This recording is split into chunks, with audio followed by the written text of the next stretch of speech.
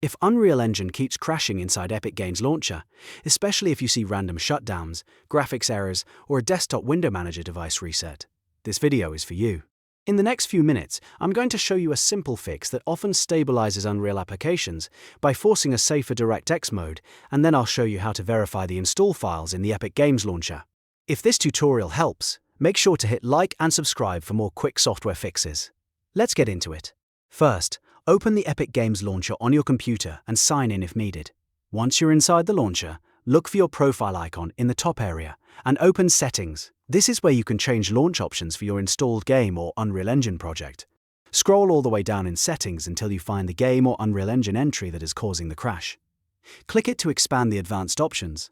Now look for the option labeled Additional Command Line Arguments. This is the key setting we're going to use. Click the checkbox to enable it, and then type -dx11 into the empty field.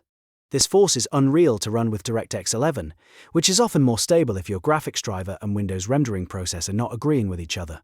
In many cases, this alone can stop the crash and let the application open normally. After entering -dx11, close Settings and launch the game or Unreal Engine again to test it. If the problem is still happening, go back and replace -dx11 with -dx12.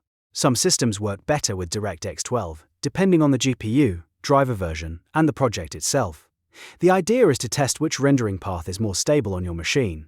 If the crash continues even after changing the DirectX option, the next step is to repair the installation files. Go to the Library tab inside the Epic Games desktop client. Find the game or Unreal Engine version that's crashing, then click the three dots, also called the ellipses, next to it. From the menu, choose Manage and then click Verify. Epic Games will scan the files and automatically replace anything missing or corrupted. This verification step is very important because a damaged file, incomplete update, or broken dependency can cause Unreal Engine to crash at startup.